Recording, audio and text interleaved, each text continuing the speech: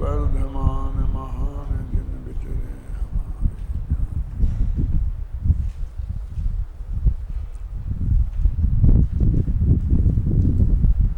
वृत्तसार अनुशीलन भाग 2 का page number 198 198 चल रहा है, जिसमें जयचंद जी छाबड़ा के भावार्थ पर अपन विचार कर रहे थे। शुरू की 3 पंक्तियों पर हुआ था।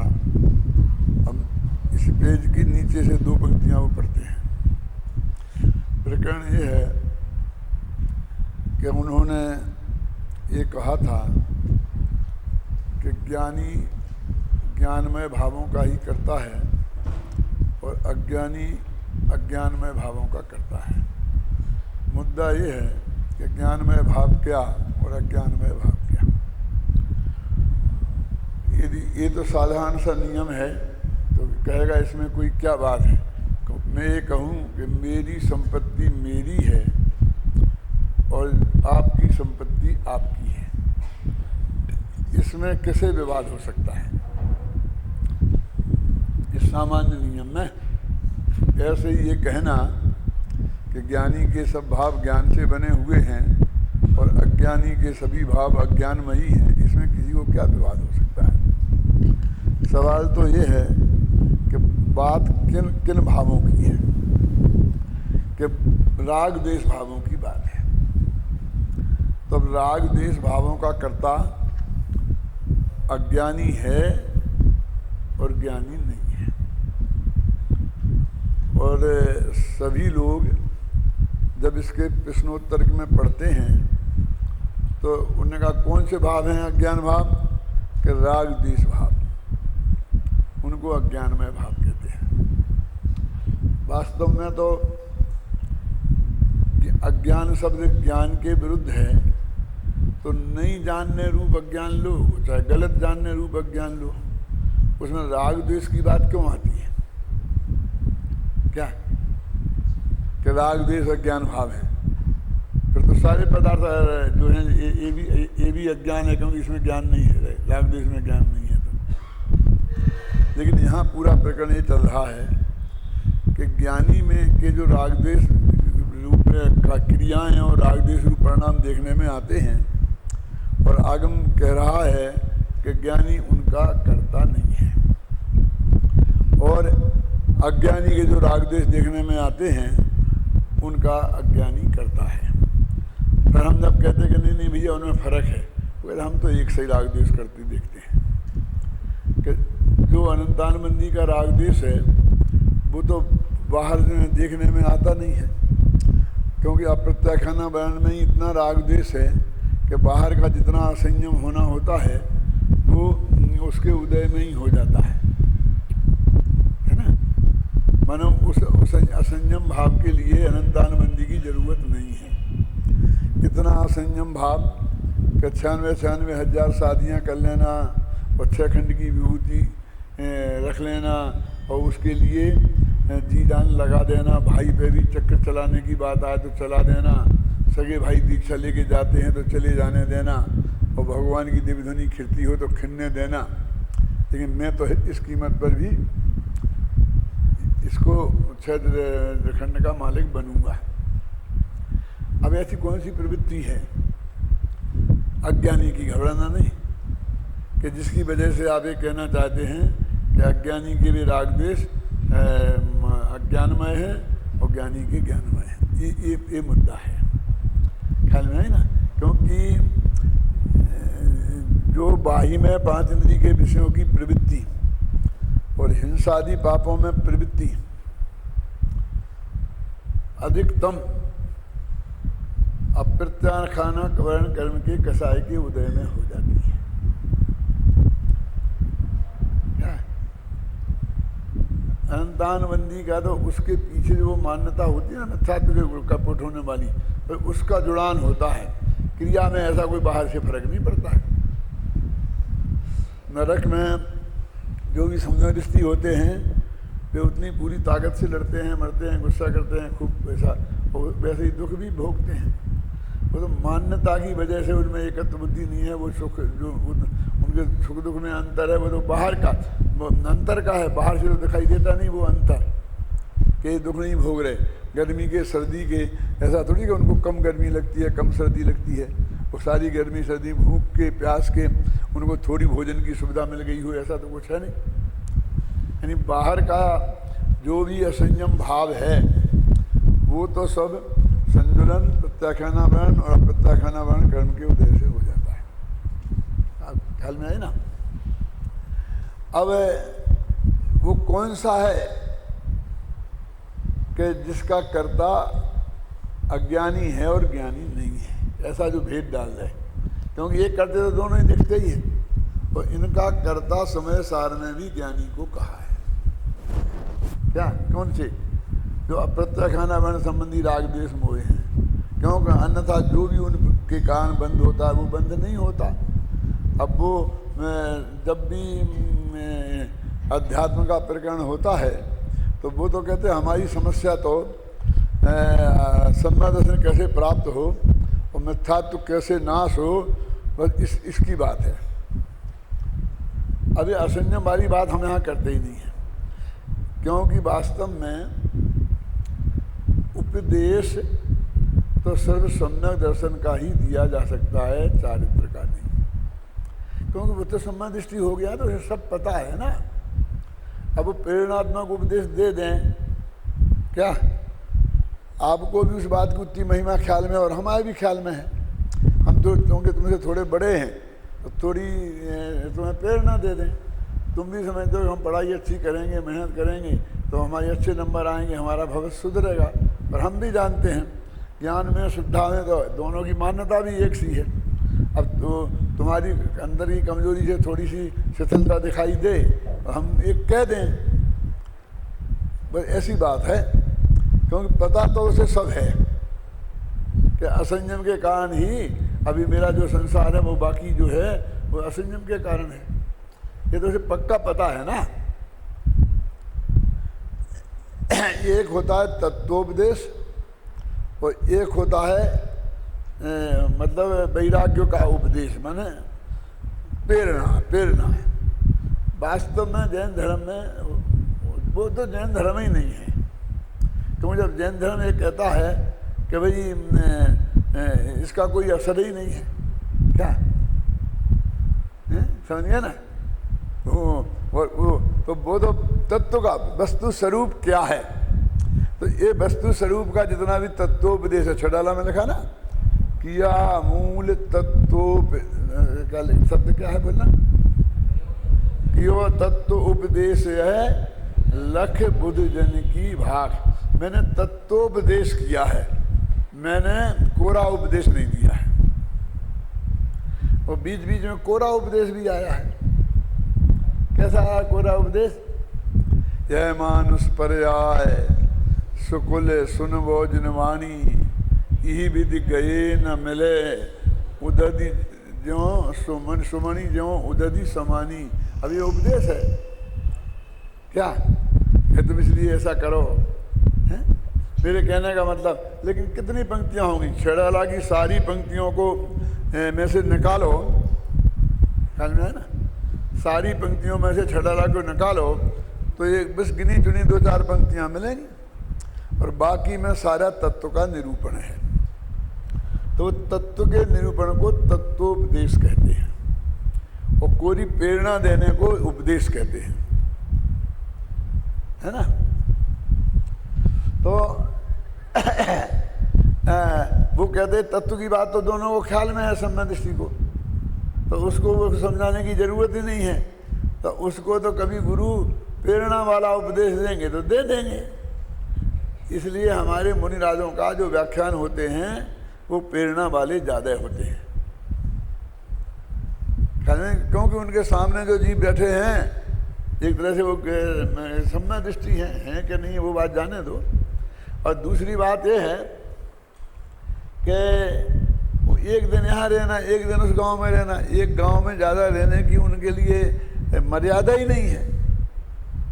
अब उनका संघ का संघ चलता था तो इस संघ में ही अपने वो जो तत्वोपदेश कर सकते थे, क्योंकि संघ वालों को पढ़ाने का काम वो तत्वोपदेश है। अपनी जो सारी क्लासेस लगती हैं यहाँ, वो सब प्योर तत्वोपदेश है। उसके लिए महाविद्यालय खोला है। इसके लिए नहीं खोला है कि तुमको ऐसा करना चाहिए, ऐसा नहीं करना चाहिए, ऐसा करना चाहिए, ऐसा नहीं करना चाहिए। ख्याल में आए ना? इसके लिए कोई स्कूल नहीं खोले जाते। तो वो तो अब आज यहाँ पे कल वहाँ ऐसा शास्त्र का नियम है कि चौमासे को छोड़कर बड़े शहर में 7 दिन, उसे मझले शहर मतलब समझ लो कस्बों में 5 दिन और गांव में 3 दिन से ज़्यादा नहीं रहे। और कहते बहता पानी और चलता फिरता संत निर्मल रहते हैं। यदि वो पानी एक जगह इकट्ठा हो जाए तो वो नदी जैसा निर्मल नहीं रहता, झरने जैसा निर्मल नहीं रहता, गंदा हो जाता है। ऐसे ही वो एक जगह रह जाएं तो राग देश की गंदगी फैले बिना रहेगी नहीं। कुछ लोग पसंद करेंगे, कुछ लोग ना पसंद करेंगे। तो जो उन्हें पसंद करेंगे उनके प्रति थोड़ा सा राग, जो ना पसंद करेंगे उनके प्रति थोड़ा सा द्वेष पनपने की संभावना ज़्यादा रहती है। अब ये इसमें झगड़ा ये है कि वो शिष्य का जो प्रश्न है, अभी समझ लो सब मिथ्या दृष्टियों को समझाना है। क्योंकि मैंने बताया ना, तत्वोपदेश तो मिथ्या दृष्टियों के लिए ही है। क्योंकि वे समझते नहीं है, उन्हें समझाना है तत्व की बात। जो तत्व की बात समझ चुके हैं और आत्मानुभूति के करके उसको प्रमाणित कर चुके हैं, सील सिक्का लग चुका है, मतलब उनको तो तत्व की बात रह नहीं गई। तो वो ये नहीं समझ पा रहे हैं कि यहाँ पर उस राग देश का कर्ता ज्ञानी को नहीं कहा जा रहा है जो उसके है ही नहीं। और जो राग देश अभी दिखाई दे रहा है उसके जीवन में, वो राग देश नहीं है जिसका हम उसे अकर्ता कह रहे हैं। इसलिए फिर ये प्रश्न खड़ा होता है कि तुम कहते वो करता है और हमें तो करते हुए दिखता है, और वो कहता नहीं नहीं नहीं वो मन से नहीं करता, ऊपर ऊपर से करता है। कि साहब इतना हम समझते हैं, ऊपर ऊपर से वो मन से, जो ऐसा लोग समझते हैं ना, ऐसा नहीं है। वो उतनी ही गहराई से उसमें इन्वॉल्व होता है।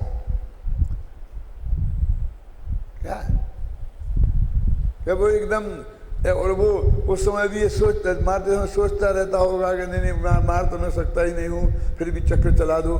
ऐसा नहीं होता है उस वक्त। तो वो यही सोचता है। वो तो सिर्फ श्रद्धा के लेवल पे बात कायम रहती है। अब हम क्या करें, ज्ञान और श्रद्धा का फर्क हम नहीं समझ पाते हैं, तो हम क्या करें, क्या कैसे कहें?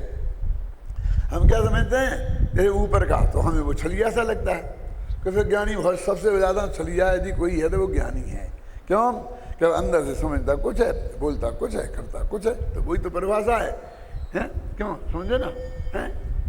कि मन में तो ये समझता रहता है कि मैं कुछ नहीं कर सकता हूँ, करता नहीं हूँ, और बाहर से मारता रहता है, वो कहता मार डालूंगा, ऐसा बोलता रहता है, एकदम आग बबूला हो जाता है। यहाँ तक ठीक है, चक्र जैसा चलाना नहीं देखा, मतलब मेरे कहने का। तो वो अंदर और बाहर की जो आप बात कहते हो वो उसकी समझ में नहीं आती। अंदर माने श्रद्धा के लेवल पर, और बाहर माने ज्ञान में और क्रिया में सब एक। आप समझ गए ना? अब वो क्या समझता है, अंदर उसमें ज्ञान में ही 2 अंदर बाहर होंगे, और राग में ही 2 अंदर बाहर होंगे। ये सबसे बड़ी समस्या है।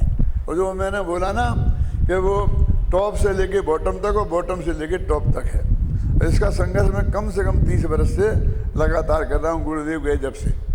क्यों जब तक गुरुदेव श्री थे तब तक भी बात तो होती थी, लेकिन उतनी सामने नहीं आती थी, ना सामने वाले की तरफ से ना अपने वाले की तरफ से कि गुरुदेव श्री विराजमान हैं और कोई बात होगी तो उनके सामने स्पष्ट हो जाएगी।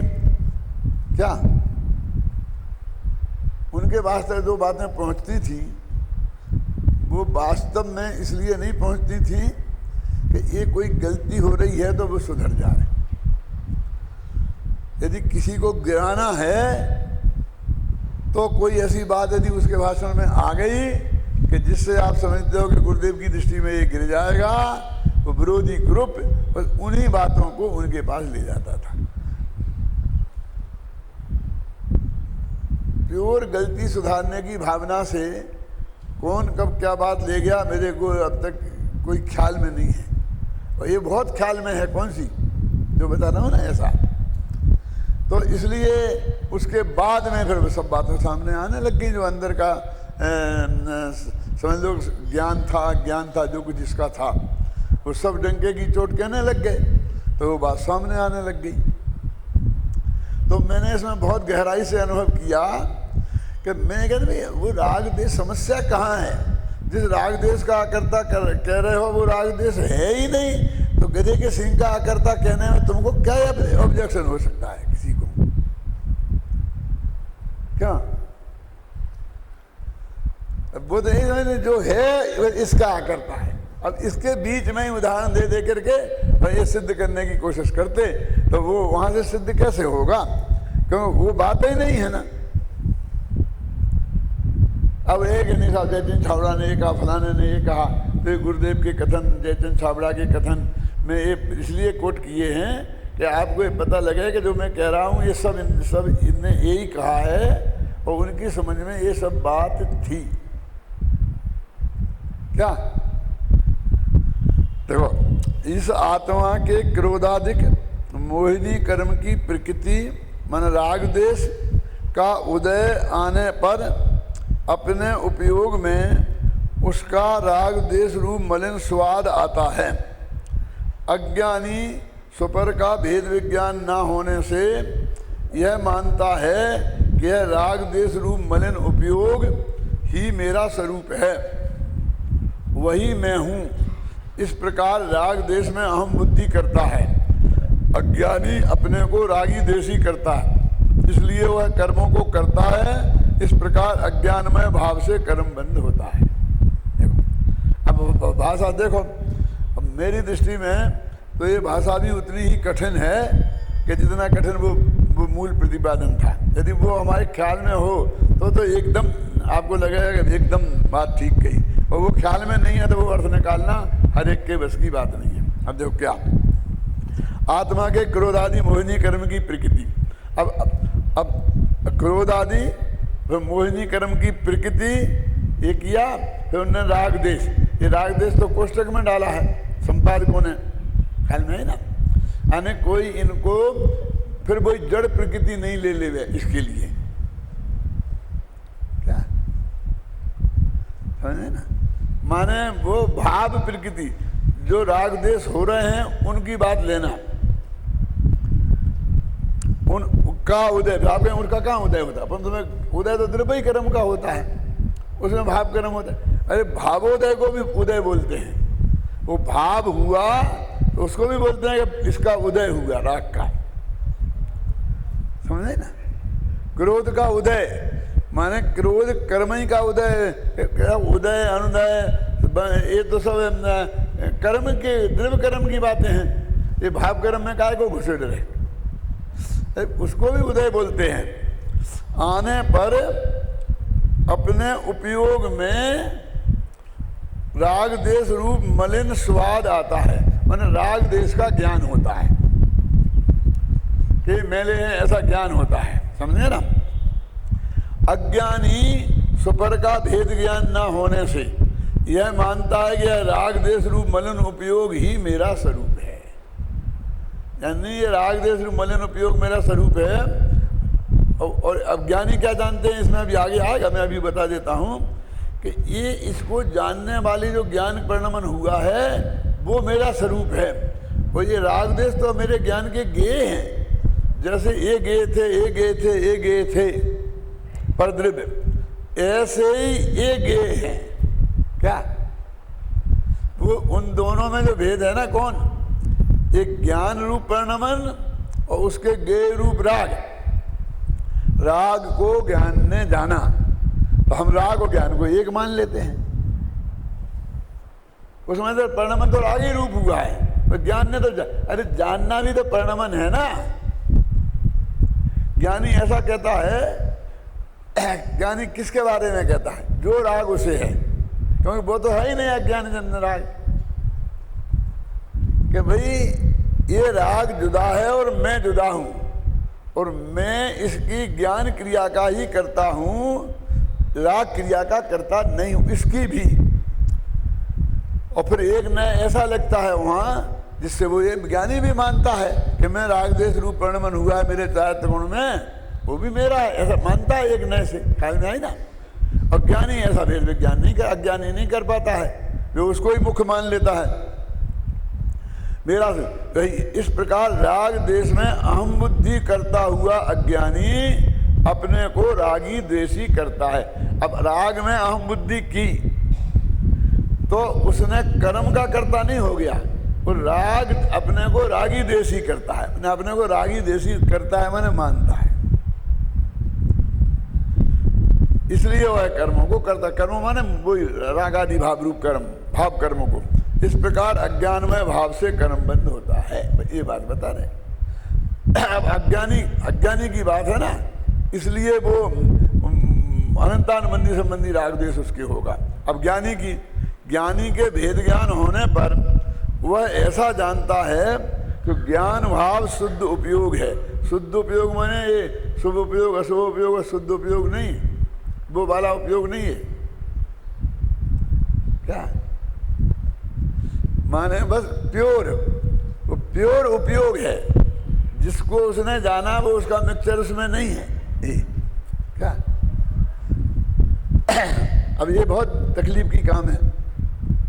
हमारे ज्ञान में यदि ये बात है तो हम इसको ऐसे खोल के लिखेंगे कि शुद्ध उपयोग है, माने उसको सिर्फ जानने वाला है, राग रूप नहीं हुआ है, ऐसा।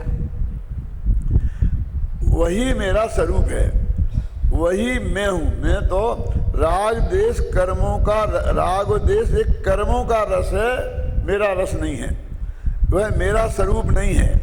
इस प्रकार राग देश में अहम बुद्धि ना करता हुआ ज्ञानी अपने को रागी देशी नहीं करता माने नहीं मानता, क्योंकि इस बात सिर्फ श्रद्धा के लेवल की चल रही ना, केवल ज्ञाता ही रहता है, इसलिए वह कर्मों को नहीं करता। इस प्रकार ज्ञानमय भाव से कर्म बंद नहीं होता। अब कर्म बंद नहीं होता, इसमें भी फिर दाव पेच है कि यहाँ पर वो मिथ्यात्व संबंधी जो बंध है 41 प्रकृतियां जो चौथे गुणस्थान के पहले बनती हैं, उनकी बात है, बस वे बंद नहीं होते हैं, उसको वो कर्म बंद नहीं होता है। अब वो लिख देगा उनको 41 प्रकृतियों का कम बंद नहीं होता, शेष का होता है, तो वो बात उतनी स्पष्ट तो हो जाएगी, फिर बंद नहीं होता है वाली बात नहीं कहती, बोलेगा उनका होता है इनका नहीं होता है, दो बातें हो गई। तो वो अध्यात्म कहता है कि भाई ऐसी बात हमको नहीं है पसंद, बस क्या है। इतनी सी बात आपको कह करके कि देखो 99% तो मैं आऊँगा ही नहीं, 1% आने की संभावना है। तो कहते कि काय को संभावना लगा रहे हो, कह दो ना कि नहीं आऊँगा, नहीं फिर वो पहुँच जाऊँगा तो पहुँचने के चांस नहीं रहेंगे ना, क्यों, इसलिए उसे चक्कर में रखना चाहते हो। अरे पहुँच जाना, कौन सा तुम्हें कोई भगाएगा,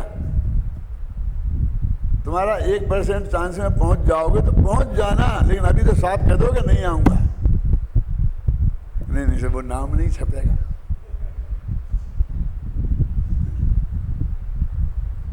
ये बहुत बड़ा धर्म संकट है।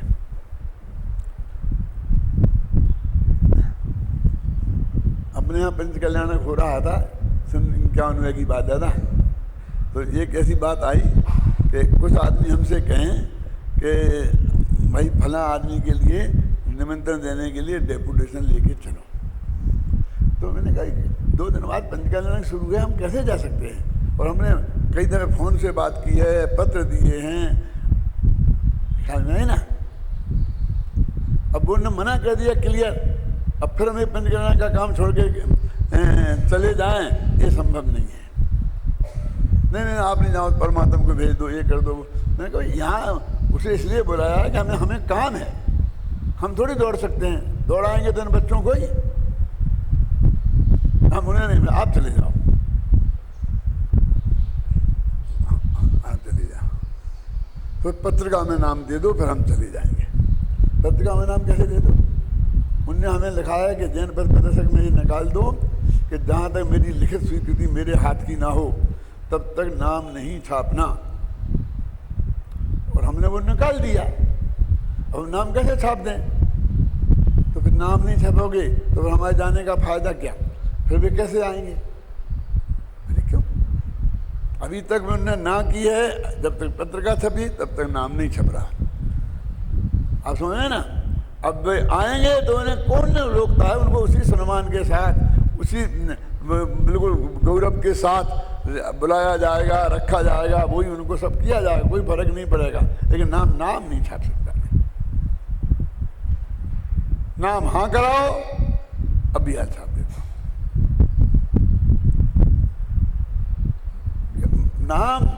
नाम नहीं छापेंगे तो फिर कैसे आएंगे? क्यों? हमने प्योर, इसका मतलब ये है कि वे हमसे कहते रहे कि ये झूठा नाम छापते हैं, फिर ये ऐसा करते रहे, हमने अखबार में निकाल दिया, फिर भी हम सब झूठे बनते रहे, ये हमसे बर्दाश्त नहीं होगा। क्यों? क्या उनकी वजह से जो लोग आते थे वे नहीं आएंगे तो नहीं आएंगे, 10-20 लोग, क्या फर्क पड़ता है? 2 लाख लोगों में 10-20 लोग नहीं आएंगे तो क्या फर्क पड़ता है?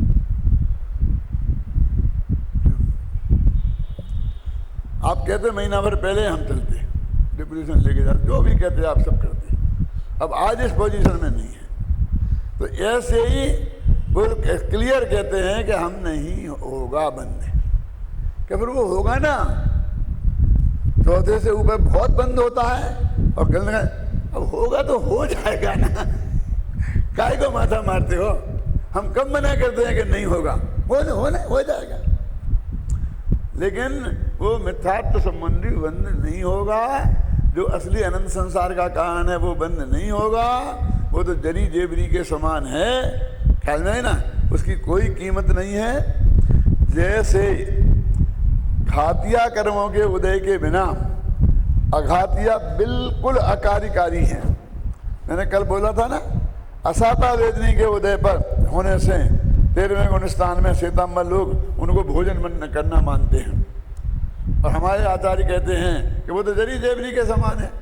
अघातिया कर्म चले गए, और इसलिए फिर उस स्थिति में किसी भी कीमत पर आहार संभव नहीं है। वो मंदोदय होता है, उसमें आहार संभव नहीं है। वो जोर खत्म है ना उसका पीछे का, तो जोर खत्म है। देखो वो ही कल बताया था ना, कौन सा उदाहरण दिया था? रसौध सदी, कल चंद्रप्रभा बटी और बसंत कुसुमार रस याद है? तो वो नहीं कर, उससे कोई ज्यादा फर्क नहीं पड़ेगा, आप चिंता मत करो। ख्याल में है ना? वो अध्यात्म कहता हम उसे बंधा ही नहीं गिनते, क्योंकि वो समय पर अपने आप खत्म होने वाला है। अरे वो तो लगाओ फिर कि चौथे 13वें गुणस्थान में भी आश्रव होता है, वो बंद नहीं होता है। क्यों? आश्रव होता है और बंद नहीं होता है, क्यों? ऐसा हो सकता है? फिर कहाँ जाएंगे? फिर आ जाएंगे और ठहरेंगे नहीं तो कहाँ जाएंगे मेहमान? क्यों साहब? कि बाहर से बाहर के बाहर चले गए हैं, आएंगे, स्थिति नहीं बंधेगी तो एक समय में ही खिर के चले जाएंगे। तो करुणा नियोग तो बोलेगा क्या? करुणा नियोग तो बोलेगा कि बराबर उदय है और उसका कार्य हुआ। अपन कहते हैं ना, वो तो आए साहब और बस मुंह दिखा के चले गए, बोलते ना, मुंह दिखाई हो गई ना, और क्या चाहिए? मुंह दिखाई के लिए तो आते ही हैं। क्यों? आप क्या करते हो? क्यों ये अपने तिया में जाते हैं, क्या करते हैं अजित भाई बोलो? वो सब घर वाले खड़े हो जाते हैं एक लाइन में, और बाकी सब आदमी एक एक लाइन में ऐसे जाते हैं, ऐसे करते करते, कोई बोलता नहीं कुछ भी। क्यों? ये क्या है? मुंह दिखाई तो है ही, और क्या है? एक वो नई नई बहू आती है ना, तो परोसने आती है, उसको आप कुछ देते हो, क्यों? मुंह दिखाई में देना पड़ता है, उसे भी मुंह दिखाई बोलते हैं ना। ये असली मुंह दिखाई तो ये हो रही, उसका तो मुंह हमने पहले ही से देखा है। पसंद करने गए थे, लेके आए थे, क्यों? हम तो पूरी प्रक्रिया में थे, हमें क्या मुंह दिखाई करनी है उसकी? और कल से रोज ही ना देखने हैं। असली मुंह दिखाई तो ये है ना, आज तक जिन्हें देखा था कभी, और ना कल से देखना है। असली मुंह दिखाई तो ये है ना। ऐसे उस कर्म को आया उदय में, तो उसे हम कह देते हैं कि बंद नहीं होता, ऐसा कह देते ना, कोई दिक्कत नहीं है। ठहरा नहीं इसलिए बंद नहीं होता, आश्रम होता है। हम ये भी कह देंगे आश्रम नहीं होता, क्योंकि जो बंधा नहीं वो काय का आश्रम, समझिए ना। तो अध्यात्म में चौथे गुण स्थान में उन प्रकृतियों के लिए कह देता है। वो अनंत संसार के सामने वो बिल्कुल अल्प संसार है, सुने ना, 2-4 भव का, 10-20 सागर का है। 2-4 भव कहने से आपको उतना नहीं लगता है, 10-20 सागर कहने से आपको बहुत लगता है, हैं? मैं तो 50 सागर का कहना चाहता था। क्या बबलू समझ में आया? सम्मा दर्शन हो गया तो कहीं साहब 3 भव में मोक्ष चला जाएगा। अब एक तो 3 भव ऐसे होते गए, 4 वर्ष का मर गया, 2 वर्ष का मर गया, 1 वर्ष का मर गया, 3 भव हो गए। क्यों? निपट गए ना 5-7 वर्ष में। और एक सीधा सर्वा सिद्धि चला गया तो 33 सागर गए। उसके लगा ना वो अत्यल्प काल में मोक्ष जाएगा। कौन? सौधर्मेंद्र अत्यल्प काल में मोक्ष जाएगा, है क्या? फलाना हेमेंद्र अत्यल्प काल में मोक्ष जाएगा। अरे इसने वो जाएगा वहां सर्वा सिद्धि में रहेगा, क्या फर्क पड़ता है? नकुल सदेव ने कहा भाई साहब आप चलो हम आते हैं। अब चलो हम आते हैं माने 33 सागर बाद। लेकिन 33 सागर तो रहे लेकिन मजे में रहे ना। क्यों मजे में रहे? इस 14वें गुणस्थान के अंत का जो सिद्ध भगवान का सुख और चौथे गुणस्थान के सुख में ये मजे में रहना है। वैसे तो सुख जाति एक है लेकिन भाग तो उसका अनंतमा है ना।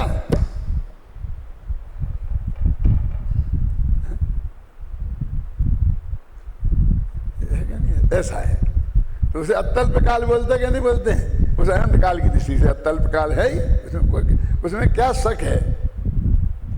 उसमें कोई ऐसा आश्चर्य नहीं है। खासकर सम्यक दृष्टि के साथ ऐसा होता है। मैं अभी कहना नहीं चाहता हूँ, चला उक्त संदर्भ में स्वामी जी के विचार भी दृष्टव्य हैं जो इस प्रकार हैं। क्योंकि ये महत्वपूर्ण सब्जेक्ट है ना, इसलिए मैं सब पढ़ रहा हूँ। इसलिए बिना पढ़े भी काम चल लेता, बात वही की वही आनी है, लेकिन ये सब जगह आई है। और दूसरा उद्देश्य वो भी है कि अधिक काल तक जितना आपके दिमाग में ये बात रहेगी ना तो उतनी आपकी धारणा में स्थिर हो जाएगी।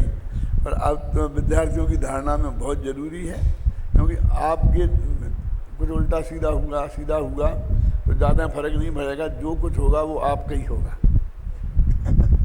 भला होगा बुरा होगा, किसका होगा? उन श्रोताओं का ही होगा। लेकिन विद्यार्थियों के दिमाग में उल्टी सीधी चली गई तो अपने साथ में ये बहुत लोगों का कल्याण कर देंगे। सीधी चली गई तो ऐसा एक प्रकार का कल्याण कर देंगे, और उल्टी चली गई तो दूसरे प्रकार का कल्याण कर देंगे। मैंने वो बात मल्टीप्लाई होती है, समझ गया ना? गलत रास्ते पे लगा देंगे।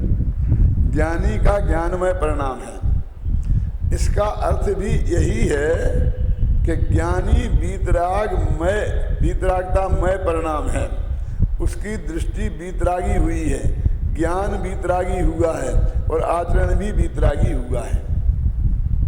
अब जब आचरण भी बोला है, अब वो ऐसा आचरण है तो दिखेगा नहीं। अब हमें तो दिखता नहीं वीतरागी आचरण, क्यों? ज्ञानी के सर्वभाव वीतरागी है। इस कारण ज्ञानी वीतराग भाव का ही करता है और वीतराग भाव उसका कर्म है। टोडरमल जी ने लिखा ना, सारा धर्म वीतरागता में बसता है। श्रद्धा ज्ञान चारित्र तीनों पर वीतरागता घटित की है ना। और वो हमने जब वो PhD की थी ना तो सबसे पहले किताब में ऐसा लेके उसे छापा था। बस अकेली वही चाल लेने टोडरमल जी की, मोक्ष मार्ग प्रकाशक का सार ही है। श्रद्धा ज्ञान चारित्र तीनों को वीतरागता में घटित किया। मैं इसलिए कहना चाहता हूँ कि अब हम उस वीतरागता की बात आती है तो वो राग देश वाले अभाव चारित्र वाली वीतरागता ही समझते हैं। जो श्रद्धा गुण में अनंतानंदी के साथ गई, चारित्र की प्रकृति भी गई ना, तो वो भी है। और वो जो जिस लेवल की वो बात है उस लेवल की बात को हम समझ नहीं पाते। ज्ञानी के सर्वभाव वीतरागी हैं। इस कारण ज्ञानी वीतराग भाव का ही करता है और वीतराग भाव उसका कर्म है। देखो मानो काय का अर्थ कर रहे, ज्ञानी के सब भाव ज्ञान से बने हुए हैं, अब उसमें वीतरागता का शब्द का प्रयोग कर रहे हैं, है ना। परंतु जो व्यवहार रत्नत्रय का राग होता है, अब ये बहुत खतरनाक बात, ज्ञानी उसका करता नहीं है। ज्ञानी के सभी भाव ज्ञानमय ही होते हैं। व्यवहार रत्नत्रय का जो राग होता है उसे ज्ञानी मात्र जानता है, किंतु वह राग ज्ञानी का कार्य नहीं है। अब ये व्यवहार रत्नत्रय शब्द तो व्यवहार रत्नत्रय है। गुरुदेव को आप लोगों ने ध्यान से सुना हो या पढ़ा हो तो मैं एक प्रश्न पूछता हूँ, अपने मन में जवाब देना। व्यवहार रत्नत्रय कौन से गुण की पर्याय है? व्यवहार रत्नत्रय नहीं बोलना हो तो मैं बोलता हूँ व्यवहार सम्यक दर्शन, और कठिन हो गया थोड़ा, है ना। व्यवहार सम्यक दर्शन कौन से गुण की पर्याय है? गुरुदेव ने सैकड़ों बार कहा इसके बारे में, इसलिए बोलता हूँ मैं। व्यवहार रत्नत्रय कहने में उतना स्पष्ट नहीं होती बात। व्यवहार सम्यक दर्शन कौन से गुण की पर्याय है? तो साहब उसमें क्या है साहब? सम्मत तो श्रद्धा गुण की पर्याय है ना, वो भी श्रद्धा गुण की पर्याय होगी। गुरुदेव बोलते हैं चार गुण की पर्याय है, चार गुण की पर्याय। क्यों? क्योंकि वो राग रूप है। वो देव सास गुरु की श्रद्धा, परदेव की श्रद्धा तो राग रूप होती है। लेकिन हजारों जगह मिलेगा तो लोग कहते हैं क्या कह रहे, क्या कह रही है। मैं राग के रूप में आप चीज देखना चाहते हैं, हर एक चीज को आपने कहा देव सच्चे देव सास गुरु की श्रद्धा, देव की भक्ति, शास्त्र के प्रति विनय का भाव, फलाना का भाव, गुरु के प्रति अनुकूलता, ये सब क्या है? माने इनके प्रति अत्यंत भक्ति का भाव होना, माने राग होना, ऐसा है। तो राग है तो चार गुण की पर्याय है। और यदि वो मान लो सम्मत दर्शन नहीं हो तो फिर वो विपरीत पर्याय है, मिथ्याचारित्र। देखा ना, इन जुत विषयन में जो प्रवृत्त जाको जानो मिथ्या चरित्र, माने मिथ्या दर्शन मिथ्या ज्ञान से युक्त पंच इंद्रिय के विषयों की प्रवृत्ति मिथ्या चारित्र है। अब देखिए, अब पंच इंद्रिय के विषयों की प्रवृत्ति मिथ्या चारित्र नहीं है। क्यों नहीं है? कि भरत चक्रवर्ती जैसे जीवों की पंचेंद्रिय के विषयों में प्रवृत्ति तो निर्बाध थी। निर्बाध थी माने अपनी मर्यादा के भीतर, ठीक है नहीं थी, तो वो मिथ्या चारित्र था। तो सम्मत दृष्टि के मिथ्या चारित्र होता है। सम्मत दृष्टि तो वो असंयम को भी उसका नाम पड़ेगा तो सम्यक चारित्र ही नाम पड़ेगा उसका। इसलिए सम्यक चारित्र कहना अच्छा नहीं लगता, तुमने आचारित्र कह दिया, असंयम कह दिया और नाम दे दिए, हिसाब से ना। और नहीं तो वहाँ तो मालूम क्या कहेंगे, ज्ञानी के सब भाव ज्ञान से बने हुए हैं और अज्ञानी के सभी भाव अज्ञानमयी हैं। अब वो सम्मेलन हो गया तो ज्ञानी हो गया ना, अब वो ज्ञानी की डिग्री हो गई, वो ज्ञानी की डिग्री हो गई। अभी ये चक्कर बहुत पड़ता है। देखो जैसे भगवान ने सबदेव ने खेती करना सिखाया था ना, अब खेती करना जब सिखाया था, जब गृहस्थ थे, अब वो भगवान थे, अब भगवान क्या बन गए, उनके शुरू से ही भगवान करते हैं। अभी ऐसी हमारी पद्धति चल गई, हम क्या करें, लोग उसका भेद तो कर नहीं पाते हैं। हमारे प्रधानमंत्री का जन्म कब हुआ था, कहाँ हुआ था? कि डॉक्टर हुकुमचंद भारेल का जन्म कब हुआ था? ये तो आपको पता होगा ना, वो कहाँ हुआ था? समझिए ना, अरे जन्म तो बालकों का ही होता है, कोई डॉक्टर फाक्टर का नहीं होता है, समझिए ना। लेकिन हमारी पद्धति वही है, वो अब लिखते हैं अब पूरे 100% नंबर मिलते हैं। क्यों? बराबर फर्स्ट क्लास, फर्स्ट होके पास हो जाते हो, ऐसा लिखते हो। अरे इतना पता ही नहीं है। भगवान ने बताया, भगवान जो बात भगवान ने बताई वो भी नहीं मानोगे तुम। उन्होंने कहा था बैलों को मुसी का बांधना, और फिर उसके बाद छोड़ देना। भगवान ने बताया था, भगवान ने कहा था, भगवान ने कहा था। अब बता क्या कहें, लिखा है शास्त्रों में भी, और सब बात एक कहो तो लोगों को अटपटा लगता है। उस समय जिस आदमी ने ऐसा, देखो मान लो एक ज्ञानी जिनका वर्णन है शास्त्रों में, भरत चक्रवर्ती आदि का भी तो जन्म से सम्यक दृष्टि थे। लेकिन ऐसे भी तो हो सकते हैं ना कि जन्म के समय में महामिथ्या दृष्टि हो, गीत मिथ्या दृष्टि हो, क्यों, और बाद में होंगे। कौन हो सकता है ऐसा? एक आध नाम बता सकते हो? फटाफट हाथ उठाओ, 1 सेकंड में, उत्तर भी 1 सेकंड में हैं? गौतम स्वामी, अब तो सब पता है इनको, सबको पता है ना कि वो बराबर भगवान महावीर के विरोधी थे, वेदांती थे, बिल्कुल गीत मिथ्या दृष्टि थे कि नहीं थे? और वे भगवान महावीर के उपदेश से सम्यक दृष्टि हो गए। ठीक है, अरे सारी दुनिया कहती है, सब जगह लिखा है, इंद्र लाया उन्हें। अरे जब लाया तो वहां कहाँ, वो तो समोषण में प्रवेश ही नहीं किया, भगवान की दिव्य ध्वनि ही नहीं खिली, भगवान के दर्शन ही नहीं हुए। वो तो अकेला मानस स्तंभ में भगवान की जो मूर्ति विराजमान थी, क्यों, और वहीं मालूम क्या हुआ, सम्यक दर्शन हुआ, सम्यक ज्ञान हुआ, फिर वहीं दीक्षा ली, फिर वहीं आत्मा में गए और वहीं मन पर ज्ञान हुआ। अरे क्या कह रहे, तब तो समोषण में गए, तब वे गणधर बने, तब उनकी दिव्य ध्वनि खिली। अब कितनी प्रक्रिया बीच में उपेक्षा कर दी राजेंद्र, है ना? भगवान महावीर के उपदेश से नहीं हुए वो दोनों स्वामी को, न सम्यक दर्शन, न सम्यक ज्ञान, न सम्यक तारत, न उनने दीक्षा दी, न उनसे दीक्षा ले। ये सब ऐसा हो जाता है, इसीलिए तो हम कहते हैं, क्या कहते हैं, बोलो जल्दी। जिन प्रतिमा जिन सारखी, कही जनागम माई। अब समझ में आ गया आपके क्या फर्क पड़ा? वहां समोषण में जाकर के भी वही उनका शरीर दिखने वाला था, उपदेश तो होता नहीं है? तो मूर्ति दिख गई, क्या फर्क है? दोनों ही पुद्गल हैं। होगा तो इससे ही हो जाएगा, नहीं होगा तो नहीं, क्योंकि उससे होना थोड़ी है, होना तो यहीं से है। अपनी काल लब्धि, अपने पास संभाय आने से होना है, ख्याल में आई ना, उससे थोड़ी होना है। वो होने वाली सारी सामग्री तो यहाँ मौजूद है। ऐसा भी कैसी काल लब्धि आती है, वो अनंतर पूर्व प्रवृत्ति पर्यायों का सिलसिला नहीं होना चाहिए, पहले से कुछ नहीं होना चाहिए। शांति जी कहाँ होना चाहिए, वो पूरा हुआ था, वो बराबर वो चौथे गुणस्थान के पहले होने वाली करण लब्धि भी वहां से पूरी हुई थी, समझना। वो एक एक समय की जो पर्याय का अभाव होगा, उत्तर पर्याय का उत्पाद हुआ था, वो प्रक्रिया पूरी हुई थी।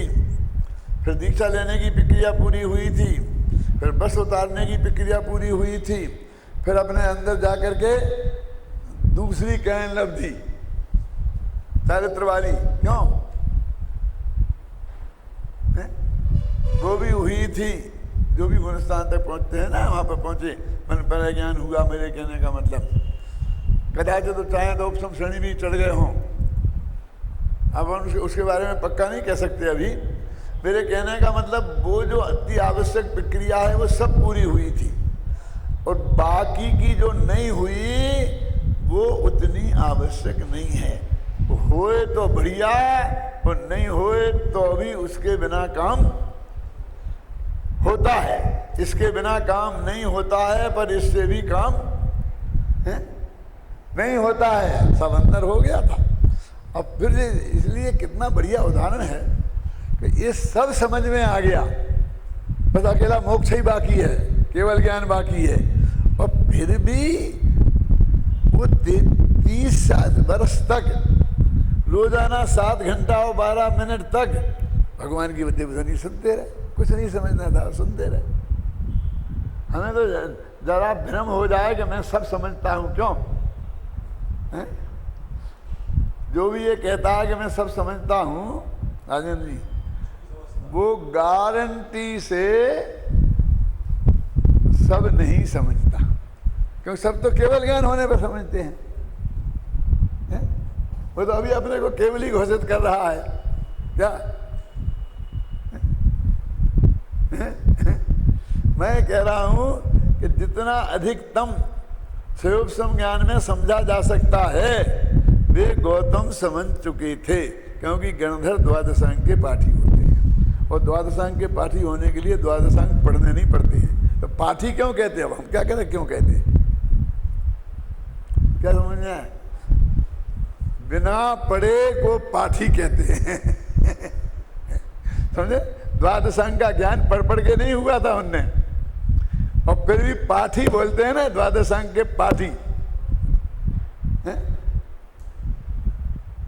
अब क्या करें, भाषा ऐसी है तो है।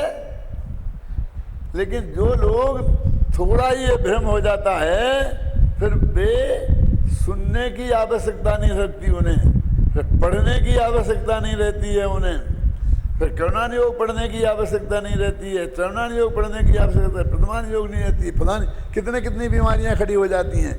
लेकिन उन्होंने वे चारों ही अनुयोग पढ़े, क्यों? द्वादशांग के ज्ञान में चारों अनुयोग आते होंगे कि नहीं, और द्वादशांग का प्रतिपादन चारों अनुयोगों का होता होगा कि नहीं?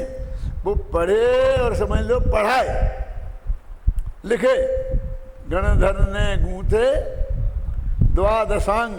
अब वो गूंथे का मतलब ऐसे ऐसे बैठ के लिखे ऐसा नहीं, वो द्वादशांग की रचना उनके ज्ञान में हुई और उन्होंने लोगों को समझाया, और वो अपने यहाँ तो कितने साल तक मौखिक चला, लिखने का काम तो अब द्वादशांग नहीं रहे तब शुरू हुआ। तो गूंथे की भाषा ऐसा नहीं, मतलब व्यवहार की भाषा चलती है, लेकिन वस्तु स्वरूप क्या है? तो कितनी उपादान की ताकत और स्वाधीनता है, निमित्त की रंज मात्र भी पराधीनता नहीं है, उसकी पराधीनता ये उसमें खोजना कितनी बड़ी बात है। कि साहब उसमें भगवान महावीर के समोषण में आए बिना ही हो जाता उन्हें तब जानते हम। अब तुम कुछ भी कह दो कि तब मानते हम, तब जानते हम, इतना तक हो गया कि उनका एक शब्द नहीं सुना, उनकी शक्ल नहीं देखी, ख्याल में आई ना, और तब हो गया। फिर भी तुम कहता वे वहीं बैठे बैठे हो जाता जब जानते हम, और जब वहीं बैठे बैठे हो जाता तब कहते कि वही नहीं, ऐसी सोचे बिना हो जाता तब जानते, मन हुए बिना हो जाता तब हम जानते हैं। एक हुकुमचंद बुखारिया करके एक बहुत बड़ा कवि था ललितपुर में, तो स्वतंत्रता सेनानी भी थे, भारत आज़ाद हुआ था उसके पहले की घटना है सच्ची। तो वो जब एक क्रांतिकारी विचारों के थे तो फटाफट गिरफ्तारियां होती थी, तो सबसे पहला उनका नाम आता था, इनको गिरफ्तार करके छिप जाते थे, अंडरग्राउंड हो जाते थे।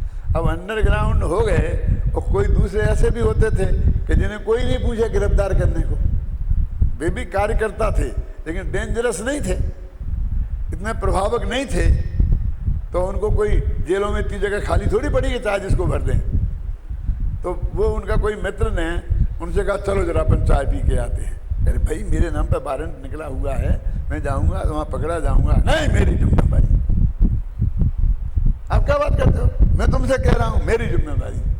बहुत मना किया लेकिन माने, मेरी जिम्मेदारी, चल भैया तेरी जिम्मेदारी तो चल। अब वो गए वहाँ होटल में चाय पी, पुलिस ने आगे पकड़ लिया, हथकड़ी डाल दी कि भैया क्या है, मैंने कहा ना मेरी जिम्मेदारी तेरी क्या जिम्मेदारी है पकड़ के जेल में ले गए।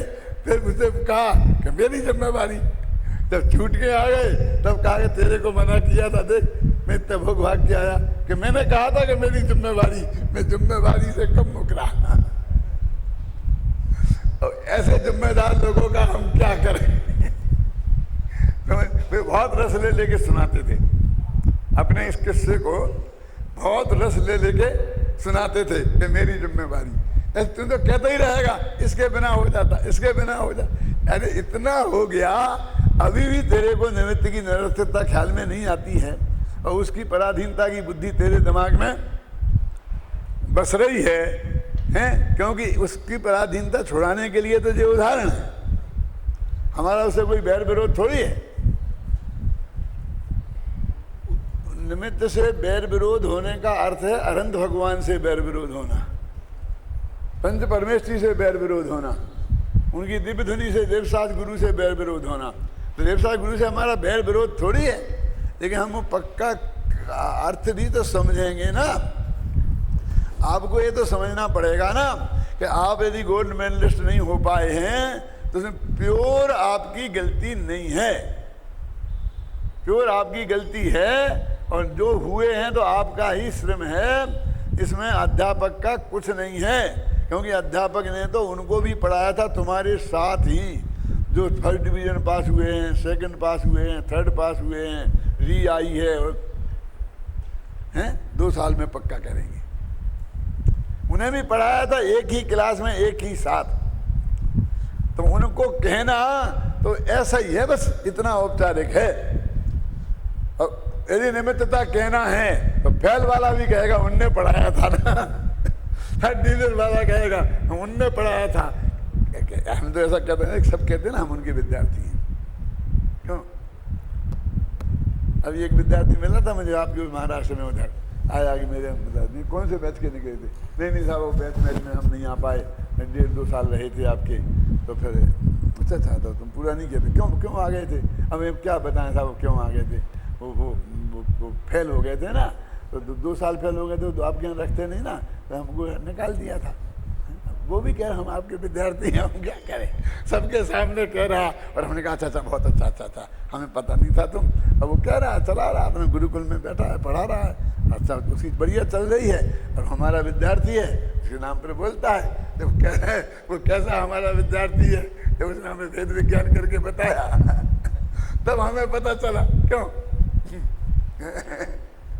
होता है ना। और जो गोल्ड मेडलिस्ट हो गया वो भी हमारा विद्यार्थी है, और हम जिनको जानते भी नहीं है वो भी हमारा विद्यार्थी है। ऐसे केवली भगवान तो नहीं हो सकते हैं कि वे जिनको ना जानते हो वे उनके उपदेश से केवल ज्ञानी हो गए हो। वे तो सब जानते हैं। क्यों? बाकी के जो ज्ञानी जो गुरु होते हैं, समझे ना, वे तो नहीं जानते ना सबको। तो ऐसी बात है, मतलब ये सारी जिम्मेवारी 100% हमारी स्वयं की ही है। हमारा चारा बुरा हुआ हो चाहे भला हुआ हो, ये जानने से भविष्य में हमारी पराधीनता की दृष्टि समाप्त हो जाती है। समझे ना क्या लाभ होता है? और अपनी मदद आप करो, ये जो सिद्धांत है वो एकदम खड़ा हो जाता है। एक समय हो गया लेकिन मेरे को एकदम याद आ रहा है, वो बात मैं कह करके अभी समाप्त करता हूँ कि मुझे एक तरह गवर्नमेंट ने ट्रेनिंग में भेज दिया था, बेसिक ट्रेनिंग में, लेकिन मैं 15 दिन ही रहा वहाँ और फिर वापस आ गया था।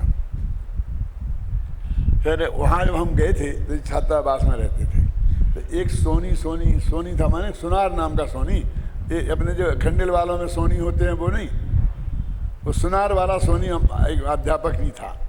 और वो अध्यात्म की रुचि वाला था थोड़ा, तो वो मेरे से ज़रा उसको नज़दीकी थी क्योंकि अध्यात्म प्रेमी था, अपन बातें करते रहते थे। जहाँ हम गए थे उस गांव में एक बहुत पुराना किला था, बजरंगगढ़ है ना, वहाँ की बात है, घटना सच्ची। तो वो 10-5 अध्यापक छात्राध्यापक वो उस किले में चले गए। किले में 5-7 मंजिल का था, 3-4 मंजिल चढ़ गए और वहाँ बैठे थे।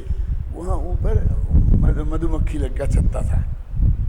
फिर वहाँ एक मास्टर ने सिगरेट पी, उस सिगरेट का धुआं हुआ तो मधुमक्खी एकदम भिनकी, तो सब तो भागे, तो नीचे को भाग गए। उस सोनी नामक मास्टर की न मालूम क्या बुद्धि हुई कि वो ऊपर को भागा। अब ऊपर को भागा तो मक्खियाँ ऊपर चली गई। तब उसकी समझ में आई कोई तो है नहीं, कि सब नीचे चले गए, वे तो भाग गए। मक्खियाँ ऊपर गईं तो वो बेचारा दौड़ के उसी रास्ते से आना था, तो उसी रास्ते से आया। तो आते आते वो मक्खियाँ इतनी चैंट गईं उसको, समझ गया ना, सब तो भाग गए थे। फिर वो जाकर बगल में नदी थी, वो नदी में जाके वो डुबकी लगाई। तो जब वो माथा डुबाता था तो मक्खियाँ ऊपर उड़ने लगती थी कि कितनी देर तक डुबाएगा, तो बाहर निकालता था, फिर चैंटती। फिर हम सब लोग भागे यहाँ से, पता लगा तो दौड़ते दौड़ते वो नदी में था, कंबल लेके गए, उसे कंबल में लपाट के ऐसा कर कर आगे अपनी सुरक्षा कर करके सब गए, लाए तो उसका सारा शरीर, चेहरा बिल्कुल मक्खियों के डंक लगे हुए थे। उन्हें निकाल कर गुना अस्पताल में ले गए, बेहोश हो गया। 2-3 दिन बाद होश आया तो हम उसे देखने गए तो वो बोला, मुझे शास्त्री जी अब मेरी समझ में आया है। कि क्या समझ में आया? कि कोई किसी का नहीं, सब स्वार्थ के साथी है। मैंने कहा 2 घंटे पहले आ गया होता तो ये दुर्दशा नहीं होती। अरे इसमें तो कोई ऐसी बात है ही नहीं। उस वक्त तो सब अपनी जान बचा के भागते हैं। तू ऊपर जा रहा, किसी ने देखा ही नहीं, तुम नहीं आ पाए, किसी ने जाना ही नहीं। जब पहले आउट ऑफ डेंजर ना हो जाए तब तक तो वो भागता ही रहेगा ना, फिर देखेगा कौन रह गया कौन आ गया है? और फिर ऐसे में वहां जाके कौन हिम्मत कर सकता था है? इसमें तो ऐसी बात है ही नहीं कि सब स्वार्थी हैं।